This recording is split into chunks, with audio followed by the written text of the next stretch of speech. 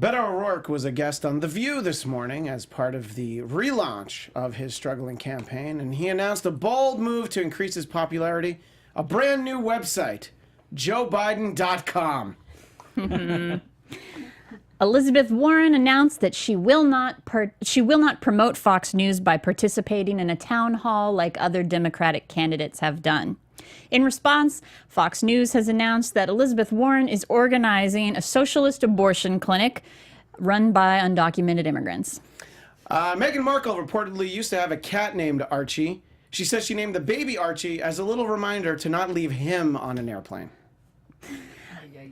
President Trump attributes the Red Sox. That's the one. I think that's the President Trump attributes the Red Sox current winning streak to their recent visit to the White House. It makes a lot of sense since after meeting President Trump, most people want to hit something with a baseball bat. California's biggest utility company plans to cut electricity this summer on highly windy days to avoid causing another wildfire. In other words, their plan for preventing a wildfire is to make everyone light a whole bunch of candles. Missy Elliott received an honorary doctorate from Boston's Berklee School of Music. After the ceremony, she took off her cap, put it down, flipped it, and reversed it. And finally, Donald Trump Jr. has struck a deal with the Senate Intelligence Committee for what is being described as a limited interview. Of course, anyone who's ever met Don Jr. in person knows that pretty much everything he does can be described as limited. The Trump Report starts now. You're tuned in to AfterBuzz TV, the ESPN of TV talk. Now, let the buzz begin. Yeah, oh my gosh, I forgot about the new music. Welcome to the Trump Report. I'm Christian Bladt. We have the whole gang here, joined as so often, usually, by the one and only Chelsea Galicia. Hello there. And on the other end of the desk, my joke partner in crime, as well, though, Tamara Brown. Hello. And at the far end of the desk, the one, the only, Scott Moore. Hey, guys. And a special guest in studio, Alicia Krause, the contributor for the Daily Wire. Thank you for sitting here and being on our almost comfortable couch. Yeah, it's a little awkward. Yeah, because you have to avoid one of the three springs. Well, it's also like this is not too much IPA. It's my 8-month pregnant belly and my legs and heels. And, yeah. It's not well designed for non-pregnant. I used to do morning radio, and this is a much nicer studio than that. So thank you. As someone who also did morning radio, I would certainly agree. So there's so much to discuss, but I feel like I need to start with something very important. Tamara, how was Del Taco's imitation meat taco? It was just because we talked about it like last week, so I saw you tweet that you had it. It was so good. It was. I thought that they had made a mistake and gave me real meat. It was. I mean, honestly, so good. And Chelsea, you're gonna bet. What better review could there be than that? Like, I thought they made a mistake and gave me real meat. Yep, absolutely. I had it too last weekend, and it was good. I hadn't been to Del Taco or eaten Del Taco since college. It took me back. Which was like last year? 15 years ago. Thanks, Scott. Yes, I mean, maybe that's why Beyond Meat's stock is sitting at like around 80, while Uber's at like 40. That's the interesting thing, though, is because the last time I ate at Del Taco, I was convinced that my actual meat had been replaced by imitation meat. So, that's Taco Bell. Oh, you know what? I think you're right. Because Del Taco, even before the Beyond Meat, they were the vegetarian-friendly chain because they don't put lard in their beans. So when you order just a bean burrito from Del Taco, it's purely not. There's no animal byproduct in it. Like if you order a bean burrito in Taco Bell, it has lard in it. I will never be there. There's no lard. I can't eat anything without lard in it. I'm from the Bible Belt. I mean, it has to have pig fat and everything. See, now you understand. So much to talk about. I don't even know where to begin. I mean, obviously, we talked about the most important thing with the imitation meat, as it were. Hey. What? It's imitation. It's is it not? It's plant-based meat. What is the dictionary? Is it like soy milk? I mean, I don't mean milk this. thing. I don't mean this at all. It just sounds funny in my head. You're plant-based meat. Anyway, so we're going to start off with. I was just going to look up the dictionary definition of meat. What is the definition? Like milk. It It's that is same literally thing. it is animal flesh that is eaten as food. So meat shouldn't even be in. the title. That's true. It's marketing genius that they include meat in there. Right. It's like how... this is the animal agriculture's position that these products should not be called But that's like meat. soy milk, and that was a whole thing that the dairy farmers were fighting about, is that it's not really milk when it's not from an it's why we have things called processed cheese food, because it's not actually cheese. Anyway, Velveeta. Well, yeah, welcome to the Dairy Report. Yeah. Thanks to everybody. By the way, important. if this show was based in Wisconsin, that would have huge ratings. Oh my gosh, yeah, we'd have the cheese curd polling segment. We'd have a lot Don't of great worry if you're sponsorship. lactose intolerant, you're still welcome here. Yeah, no, we would figure it out. Although you'd get kicked out of Wisconsin probably. So one of the things I wanted to talk about was Russia. They're apparently there's still a Russia. Now, Mike Pompeo talked to Putin, and they're trying to make sure that everything's on the same page, because things are getting heated with Iran. Now, Alicia, I believe you said you saw Pompeo speak was it last week? Saturday night. So, where was this, and what did he have to say? Well, I'm a nerd, so I was a Lincoln Fellow at the Claremont Institute back in 2016. Are y'all familiar with what the Claremont Institute is? Okay, so it's a conservative think tank, conservative libertarian think tank. Much of things you learn about, things like John Locke and esotericism when you go there. Mm-hmm. So super interesting stuff. Yeah. I was the dumbest in my fellowship because I was the only college dropout. Everyone was like an Ivy League attorney. So I was a Lincoln Fellow in 2016 down in Orange County at Claremont McKenna at the Claremont Institute, and it was their 40th anniversary gala. And they honored Secretary of State Pompeo this year, and my husband and I used the excuse to dress up and go out and kind of have a date night and a free dinner. And he was, of course, the keynote as well. And he, actually, the Federalist and a few other outlets have put up transcript of his speech. I was very pleased with how direct he was, even naming Putin when he talked about these are the things we're not going to let Russia do. And so it's a very strong stance, that we're not going to get pushed around by. Yeah, he said. He clearly said he's like, they're not going to be an issue. We're not going to let any interference in our elections. And he went after China a lot too, as well, and talked about we're not going to let China essentially steal billions of dollars from the American industries, specifically tech industries, because they keep stealing our tech. And Russia and China are buddy-buddy, much like they are with Iran and Venezuela. I mean, you have those four nations, and if you can get one of them in check, I think it helps you with the other three. Well, the interesting thing about the strong stance on China, which we'll talk about momentarily, is, unless I'm mistaken, don't we still owe them like trillions of dollars of our debt? They've bought up our debt.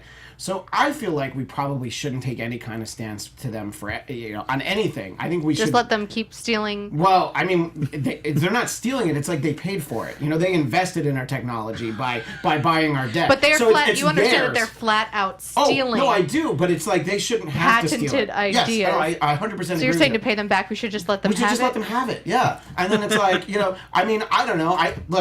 I think that. President O'Rourke probably won't take this stand. I just wanted to say those words. I think it's a miracle President O'Rourke has has not been stabbed in his sleep by his wife because the things he says. But anyway. Comedy comes from surprise, and it seems reasonable to me. That's the best face, though. That was great. But what do you think? Do you think, I'll start with Chelsea, we'll work our way down. Do you think that Pompeo is taking a strong stance against Putin, or do you feel like maybe they're friendlier than they should be? I'm not even sure that it matters, because if Trump isn't on the same page and says something or does something different, is in a different mood, really, who cares? He could be strong, and it sounds like I would have agreed with the things that he said, but does it really matter unless Trump is committed to the same position? I think you could, if I may. Sure. I think that you could also look at the way that John Bolton and Pompeo are kind of operating in their roles, a lot like how Nikki Haley operated in her role at the UN, where she was incredibly harsh, specifically on the Assad regime and the Putin regime. I use the word regime because I think that they're both evil dictators and they deserve that title. And you didn't always see the same rhetoric come out of the White House, but the policies that were implemented were pretty harsh, especially compared to the Bush and the Obama administrations. So I agree with you. I know that the Russian media, Russian government, Putin, and all of his oligarchs are watching what Trump says and does. But if he backs up Pompeo by not reneging on what Pompeo says and does, there's our answer right there. So, well, just like the president says all the time, we'll see. We'll just have to see. We'll wait and see. Do you think, Tamara, that President Trump feels it's important to take a strong stance against Russia in particular for any particular reason? Do you find it disingenuous? Is what I'm trying to ask you. That do you think he? We talked last week. He was on the phone with Putin for 90 minutes last week, and I'm pretty sure that they mostly talked about the new season. The new season of American Idol and 90 Day Fiancé. I'm pretty sure that's what they talked about the whole time. Was that before or after his hockey trip? Yeah, I was just going to say, do you think that's why he didn't notice the carpet? Beef. By the way, you've reminded me that was media that I wish I had pulled. I completely forgot that I wanted to see that. So good. And before, obviously now I'm filibustering, but I feel like when there's a clip like that, it never shows up on Russian TV. The fact of course not. Of course not. Somebody died over that. That's what I was going to say. I wonder whoever put that red carpet down. Someone is the entire now in stadium. a gulag. Yeah. They were rolled in that red carpet. And, the entire thrown stadium in the has been blinded, has been mysteriously succumbed to some sort of eye disease that they can no longer see. So the short way to the rephrase the question, Tamara, is basically, how would you characterize President Trump's relationship with Vladimir Putin? I would say, what's their relationship? Yeah. Oh, Are they they're BFFs or just besties? identical cousins. They're I Felix and what's the Oscar. other one? Felix and Oscar. Yeah.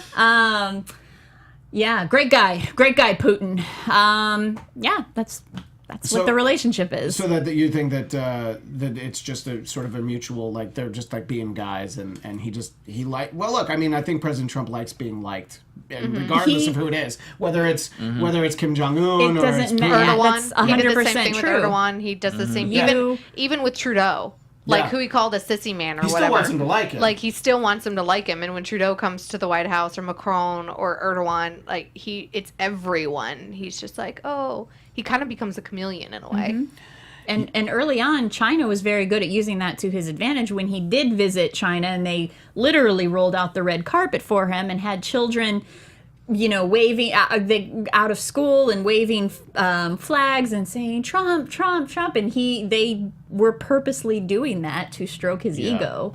They did that to the Obama administration, by the way, though, too. You misspoke, by the way, Tamara. When you said that the kids were out of school, you meant out of the factory that they work in. I've been to China. I just wanted to put that up on. It wasn't the country that he went to. I mean, it wasn't like the rural. Okay.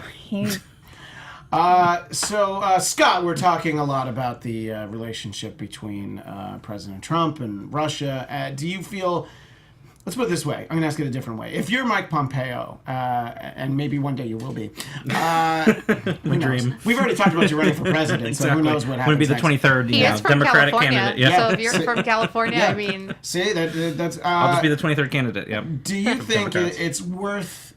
Is it easier to make strong statements when you know that, like, it doesn't matter, I don't have to back them up? Well, yeah, I was going to say, I mean, and until we actually see otherwise, it's more talk than action. And now we have to see, like we were saying, we'll wait and see like what happens with Trump. But I think the main concern is we still haven't really focused on the voting issues that it's everybody, all the politicians. Yeah. It's like we keep kind of skirting around it and talking about no collusion or this or that. But until we're really collectively talking about how we're really protecting the elections coming up next year, I feel like it is just more. Well, just to interject, I was reading a story today that they found some more interference in Florida, of course, because I don't know, Scott. I know you're from Florida originally. You're a Florida man? Originally, yeah. He is actually a Florida man. Most of those stories are about him. They are usually about me. Yeah. Can we take away their voting just in national elections? It's just because they're always making trouble. Well, and everything's always so close. So I mean, that's true. Saying it that close. way, yeah. Christian makes them sound like the Little Rascals. They kind of are. Florida. Yeah. Niggy. They're a bunch of alfalfas. Yeah. I'm sorry. What were you going to say, Chelsea? Well, I was just just going to say that Alicia's saying that Mike Pompeo made reference to the Russian interference and sort of vowing to that there will be none. Although I don't know if he gave you any details about how he planned to do that. I'm pretty sure that that's probably not information that's going to go out to the masses. But there could be. You could say, we're fighting it on this front and this front, and I think the biggest front that it needs to be fought on, and this is why I'm usually kind of about subpoenas and congressional subpoenas, and they hold no legal power. It's not the same as if you get subpoenaed to go down to the LA courthouse for something like a criminal case so or something. like if one of us gets subpoenaed, it's different than if a senator gets subpoenaed. In the past 4 administrations, you've had members of the executive branch that have been subpoenaed and they don't show. Eric Holder, anyone? Like during the whole Benghazi investigation that went on and on and on. All of that to say, I'm totally fine with Mark Zuckerberg getting subpoenaed because the biggest problem that we saw that has been brought up by Republicans and Democrats is the social media infiltration by hackers and groups in Russia pretending to be Americans, left, right, and center, to sow discourse and real fake news on a social media platform that's used by millions of Americans and multi-millions of people in the entire world. That's something that needs to be investigated. And those private companies, I think, should answer to what are they doing to protect their individual users' privacies, and what are they doing to protect the overall security of their platforms to make sure faux groups like this don't have the power in 2020 that they had in 2016. Do you feel Yeah, like the yeah. concern over Russian interference is the bipartisan issue that it ought to be, or is it just the Democrats are being louder about it because they didn't win that election? Or I think that they're being louder about it because they didn't win the election, and I actually think that there are some very strong voices about the issue on the right. Ted Cruz has brought it up, Ben Sass has brought it up, Marco Rubio has brought it up, even Rand Paul has brought it up. You just don't typically hear those voices on the mainstream media or over at Vox.com when they're talking about these specific issues. Sorry to interrupt. I think it doesn't register as much because they're not in the administration or considered close allies. Like, Cruz and the president clearly have, and Rubio. I mean, they're definitely friends. And Well, all someone these- that is an ally, Lindsey Graham has brought it up. Yeah. Lindsey Graham has brought it up a lot. And Lindsey Graham is definitely considered an ally of the White House now. Well, now, yes. Now, But yes, he is. the thing about that is Lindsey Graham, there's so many versions a lot him. of things that Lindsey Graham says overshadows any sort of agreement that I may have with him about whatever he said about private interference in social media is far overshadowed by his meltdown at the Kavanaugh hearing. So it's like it's things like that where things that I could maybe potentially see eye to eye with him on get buried. But isn't that every person in politics? No, it's Well, people like Lindsey Graham and Ted Cruz and Marco Rubio. There's a lot of people. You're obviously coming from the left, but being someone that comes from the right, there's people on the left that I'm like, oh yeah, they can say something that I agree with. Like things on tariffs or Chinese, interference or Russian interference. I can hear what Bernie Sanders says about it and be like, yeah, he's accurate on this issue, but I don't agree with him on every other issue. But I don't think that should discredit him on the one issue. Mm-hmm. But that one issue that you do agree with him on is probably also given the equally smaller media attention, just as you're saying it's. No, I'm Lindsey saying Graham that when doesn't Bernie have. Sanders or Joe Biden says something about Russian interference, it gets No, headlines but on Jake something Tapper that and Anderson you- Cooper. When something Marco that you Rubio agree and with Ben them. Sass say it, it doesn't get the mainstream media headlines. I have seen it. Yeah, I have. Not to the same Mark- extent that it is when a Democratic presidential candidate or, Nancy Pelosi says something. In terms of agreement, just to jump over to China, surprisingly, Chuck Schumer says, yeah, I think Trump should really be tough on this with China, which to me, I'm just like, he's playing some kind of game, right? He doesn't actually mean that. Or, I don't know, Scott, do you think he actually agrees? No, I think it was more playing the game because he's like, Okay. the more that Trump digs himself into this tariff thing and, taking thought- care of farmers means like, it makes him look bad because we saw, how the stocks did yesterday. And, so I think for him it is a game. It's like he's egging him on to. So you think that, we've already referenced The Odd Couple, so Yeah. we don't think that they're going to be doing a production of The Sunshine Boys at some point anytime soon? Because I would have bought tickets for them. No, I mean, at one point I might have thought they would have, both being from New York State and New York City and having maybe some similarities there. But, yeah, no. I don't Yeah, I think mean, I so. feel like both of them know each other so well. They probably both know like 3 or 4 things about the other. Oh, It's yeah. like, if I ever said this out loud, you'd definitely. be over. And they're in the same circles to some degree. From, Yeah. You know, I mean, Trump donated to years. his campaign and Yeah. held fundraisers for him. Exactly. Yeah, exactly. They're both like that New Yorker Yeah. style politician. Exactly. That's where the similarities are. But I just think now it's So you think that he doesn't actually think that this is the right stance for China? Well, it's. What do you think, Alicia, about this idea that Schumer is at least publicly agreeing with Trump? Are you like Scott? You don't buy it? I'm cross conspiracy corner for a moment. Yeah. Yeah. I'm like Scott. I'm not Yeah. really buying it. And I think that it knows that if he ingratiates himself to the president, I mean, we've seen him do this with other things where they're trying to make deals with the White House. Schumer was willing to negotiate. Pelosi was not. And that's kind of Chuck's game that he does. Good cop, bad cop. Yeah, and it's kind of that good cop, bad cop leadership that you see happening with those two specifically on the Hill. I don't want to get too bogged down in the policy and the numbers, but Chelsea, do you think this is a smart approach to take on China?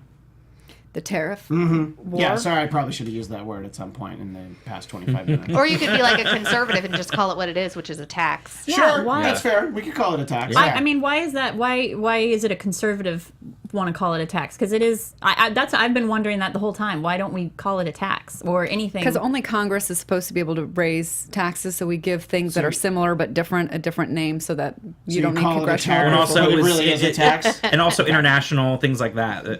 You call it a It's a tariff versus specific something kind.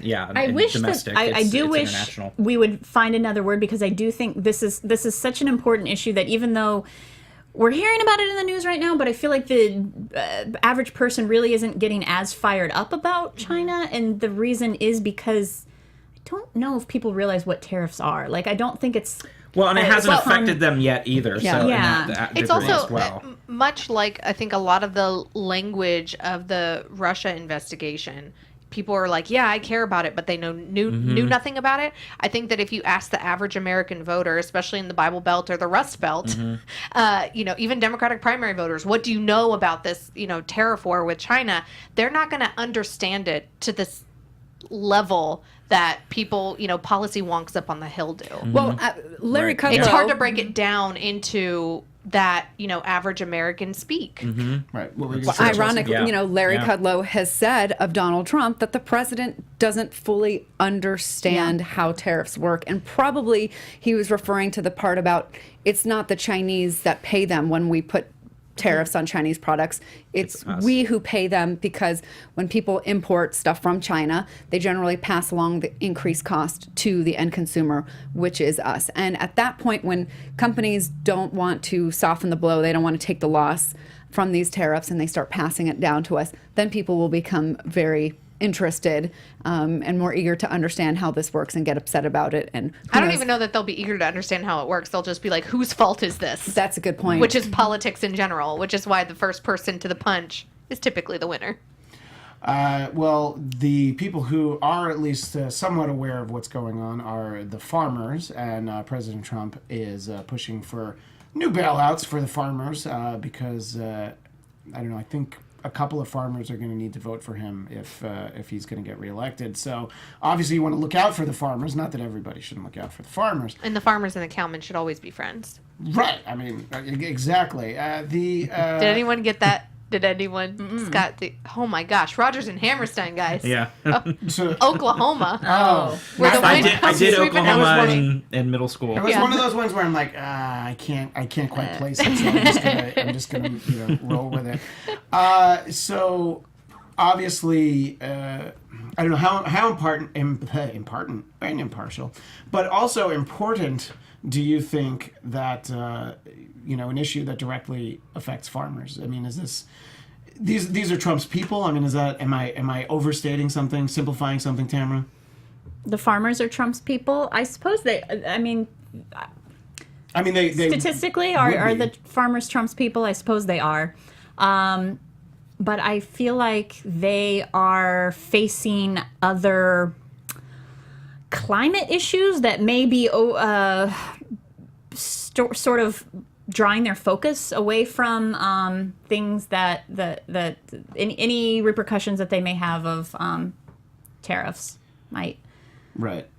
Alicia, the idea that President Trump is going to, take this money from American importers and he's going to give it to farmers.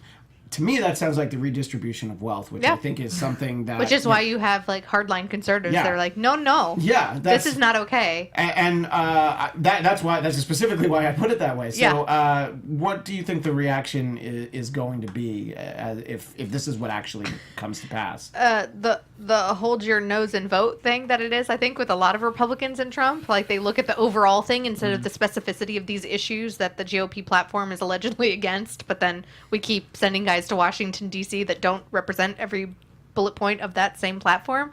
And to answer your question that you tossed to Tamara, if I may, there are lots of farming groups that endorsed Donald Trump and did help him win in Middle America in 2016. And they tend to be kind of moderate, old-fashioned Democrat type voters, which you also saw in a lot of those districts that are purple, that they were able to elect Democrats on the congressional level in those same type of farming type districts, because there's this niche, I think in a good way, because I think that's the beauty of the House of Representatives, that they're supposed to be more in touch with their individual constituents and individual districts. Those are going to be the people that I think Trump has to worry about in 2020 against whoever out of these 25,000 Democratic candidates comes through. And I think that that's part of why he's saying, I'm going to take it from the bad guys because they're parts of the swamp, and I'm going to give it to the little guy over here. And he's thinking long term of how this is going to help him in his reelection campaign. And you mentioned it in passing. There is a new entry into the field. I believe his name is Sears Roebuck, something very close to that. So congratulations. This is not something I was planning on talking about, but I heard that if there get to be a couple... Is that my computer? Oh, my God. I'm the worst with the pop-up ads. But, we've already sold, I think you said Sears, and that was that Facebook listening, right? And to be fair, we've sold a lot of tacos for Del Taco ad tonight, so we might as well just get the commercials in there. I saw recently that if a few more candidates qualify for those Democratic debates, I don't know, I guess they're going to have to do coin tosses or something like that, and I'm only like half joking, that not everybody gets to be a part of it. Well, they are going to create more requirements that they have to meet in order to get on the debate stage. 1% is what I understand it has to be. That's what the GOP did in 2008 and in 2012. Right, and even so, there were there 16, I think, in some of the early debates in 2016. I think. We made fun of ourselves back then. Y'all are going to be really fun to make fun of. Well, I don't there know are what so you're many gonna people. I can't. I actually don't even know that I could name them all. I can't name them all. work in the new, conservative news every single day. I don't know if this room full of people could come up with all of them. Oh, that could be a fun game. That could be a fun game right now. Can we get all 22? We only have 12 minutes. So here's the thing: we wouldn't get it in 12 minutes. But can you say Pete Buttigieg? Buttigieg. Is it Edge? Is that the best? Buttigieg. Yeah. Well, I've heard Buttigieg. Buddha-edge. Yeah. Like Buddha. See, that's edge. the problem. That's why he's like, yeah, Mayor Pete. But eventually, you do Chelsea need to corrected learn. me. You do have to learn these names if you're going to actually vote for them at some point. And but it's Kamala. It's not Kamala. Yes. It is Kamala. Kamala, and I know that because she's our senator. But So that's 3. We've got Governor of We Montana. can't leave this room until we get them all. oh God, yeah. are we allowed to Google or? No. I think that would be cheating. Yeah. So. We were talking about Lindsey Graham. We're before. nothing if not bar trivia. The Trump report. That would be fun. Do a whole bar trivia installment. I'll do that after I have the baby. So yes, you can join. Game, Yes. And then it'll be more All interesting. right, that's fair. Yes. So Lindsey Graham was trending on Twitter. He must have been excited about that. It was the hashtag Lindsey Graham resign. That was earlier today after the Senate Judiciary Committee encouraged President Trump's son, that's Donnie Jr., not Eric, to plead the fifth and not answer questions. And I think that I'm probably just very naive. And I feel like if you don't do anything wrong and you believe you didn't do anything wrong and somebody wants to ask you questions, you should go answer them. But Chelsea, I'm not a lawyer. Even if you didn't do anything wrong, is it maybe sometimes still smart? And I know you're not a Don Jr. or Senior fan, or Mrs. But still, is it not smart to answer questions unless you absolutely have to because of just how your answers can be perceived? When I came out of law school, I was like, oh, never talk to the police. And then as time went on, I'm like, that's dumb. So I can't even remember what it was that made me be like, oh, yeah, you just should never talk to them. Probably the case law that you read. But you always watched Law and Order once? That's probably why. You always get the extreme cases in school. But the bigger... He can plead the fifth, sure, but to suggest, to advise Don Jr. not to show up at all, to essentially ignore the subpoena, to minimize the oversight responsibility that Congress has is just not a good look. It's not a good look for democracy. It's not a good look for, how we're supposed to have co-equal branches of government. To say it's not a good look is kind of trivializing it. I think it is a big deal when you have a senator encouraging somebody to ignore a subpoena. Well, and in terms of ignoring the subpoena, Tamara, does it hurt that he literally has the same name as the president? I think that, it's just bad for the optics. I think it's like, you're also Donald Trump, and you're like, yeah, I'm definitely not talking to anyone. Do you think that that has any more weight that he has the same name and he's his kid? What? I don't know. I was just asking you a question. Yeah. Do you think he knows what it means to take the fifth? Do you think he went to the minibar and looked for Johnny Walker? He probably needed to. He probably needed to hear that from Lindsey Graham because he probably, I don't know, didn't know that he has that option, I guess. But his attorneys have negotiated the deal for him to go up on the Hill. He's not going to go in totally blindsided. Right. Now they're doing a private meeting, so I mean, I'm trying to be public. Just the optics of a senator saying, "Don't show." For this country that's supposed to be, law and order, and especially for conservative to be, the party supposedly of law and order and following the Constitution. Come on, the Constitution. Follow the letter of the law and the Constitution. I'm and then for them to be silent on this is just, mind-boggling to me. Because, again, we are supposed to have co-equal branches of government per the Constitution. That's not per any supreme judicial activist on the Supreme Court saying that. It's what's in the Constitution. Scott, we know you're very active on Twitter, and often we talk about your interesting back and forths with Mitch McConnell. And I'm going to go follow you Who else now. do you talk to? Well, does he ever reply? no, but You mean I'm hoping his social wait a media will second. reply. Cocaine Mitch doesn't have time to reply I to know you? How rude. it's just insane. But my question about you being active on Twitter, did you use the hashtag Lindsey Graham resign earlier today? I did not, no. But that doesn't seem like you. I figured you would have found a way to tweet about something else and be like, oh, and by the way, hashtag Lindsey Graham resign. But yeah, exactly, and just throw it in there. But Yeah. Honestly, kind of going back to what Chelsea was saying, but the importance of having this separation of the co-equal branches is that at some point when the tables are turned the other direction, we're just setting a bad precedence, which we talked about before. When Harry Reid first opened the door with the Senate rule changes that then Mitch McConnell took to another level, and now you see that with Donald Trump with the presidency and the executive branch is like, now what are Democrats going to do when it's turned and when Republicans are controlling the House and telling a Democratic president, they want to be subpoenaed for all these different things in their administration. And so it just sets that tone now for future presidents and the executive branch, and it's just a dangerous precedence that we're going down a road that we would hopefully not be doing. But and that's what I think about is just the rules that we've always had, and sort of that decorum that we've always had is going by the wayside, and it started in the Senate, and now it's moving over to the presidency, and it's doing away with decorum is one thing. Doing away with the Constitution is kind of another. But that's what I mean. Like that's But the now argument part that of you're it. making, Chelsea, is an argument that Republicans were making during the Obama administration. I mean, I think what Scott is more eloquently saying than I'm about to is shoe meet other foot. That this is something that it should be concerning to all Americans across the aisle, Right. how people on both sides of the aisle are behaving, because it tends to be that whatever party is in power does what's best for them and their party versus adhering to those co-equal branches of government and adhering to the principles of the Constitution. Well, we Real can't quick, go backwards in time. We're talking right now about this specific, incident, and so what what never, helps, I see, is like, well, this person did it too. And I mean, we go back to sort of the playground of who did it first. And I kind of feel like, the annoying mom right here is, I don't care who started it, I'm ending it, and I think that's somebody has to be the grown up and say, okay, enough. I can maybe get away with it because the people before me have, but it's the wrong thing to do. Well, I think it's also people before, but I feel like it's just getting worse and worse and worse. And now social media is amplifying it in the background, and people get frothed up, and it gets more and more extreme. And so it started, but it's continued to get worse and worse. And so it's kind of like, where's that going to end? Can I just have an example? All of you can throw out examples of in the Obama administration when Democratic congressmen would be suggesting things that go against the Constitution?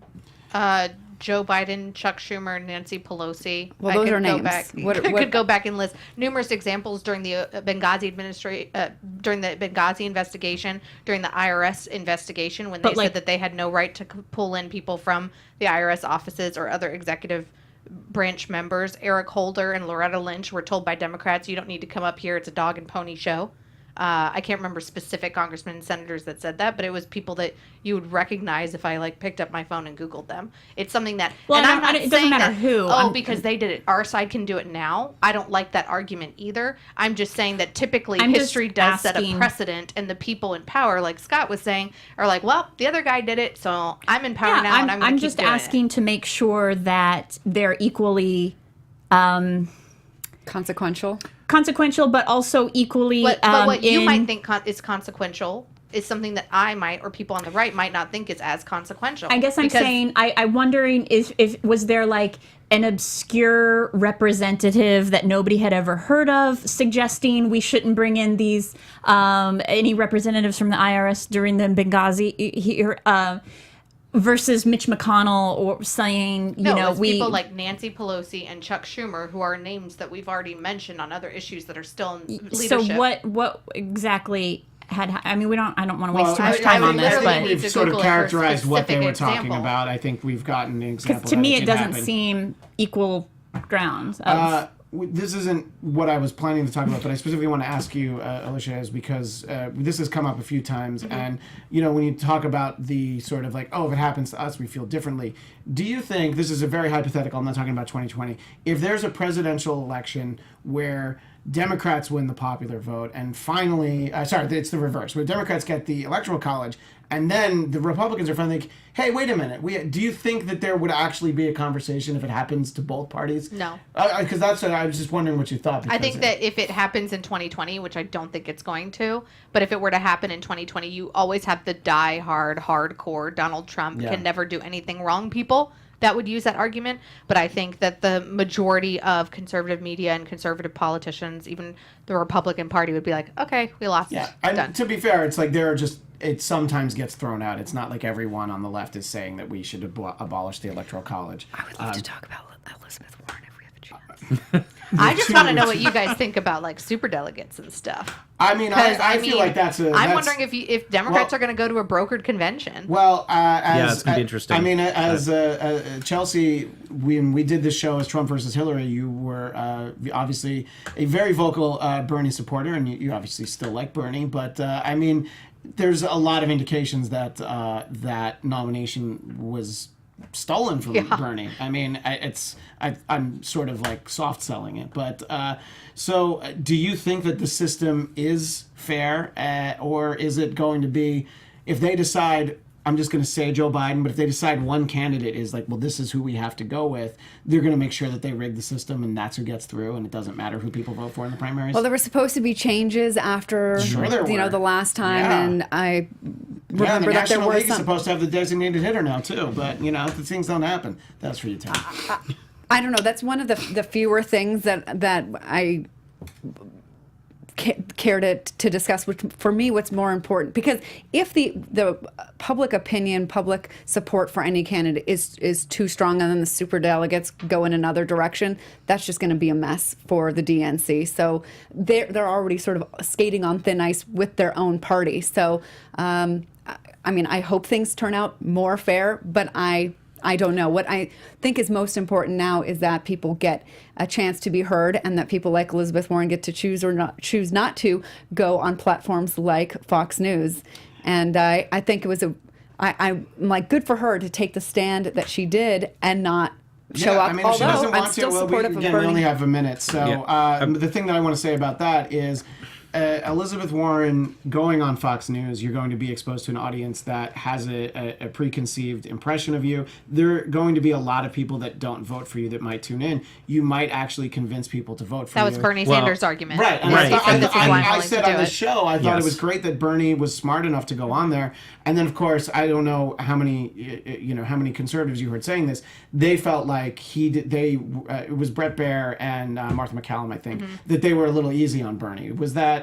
I know we're in limited time. I haven't heard that. Yeah, well, I mean, if anything, I think that Brett Baer is the most balanced. Like, Brett Baer and Jake Tapper are up there as my two favorite actual news anchors that seem to be unbiased and do a very good job. Yeah, I think when you're somebody like Brett Baer, and if you ask unfair questions to anybody, regardless of what little letter in parentheses is next to their name, I think you're doing your job. I also think that, Elizabeth Warren said she didn't want to make Fox News money. I mean, it's a play. It's a play to her base, right? Sure. She also Right. said that they were conspiratorial and racist. And I was like, for a really long time, you could have made the same argument specifically with relation to anti-Semitism about Al Sharpton being given a show by MSNBC for years.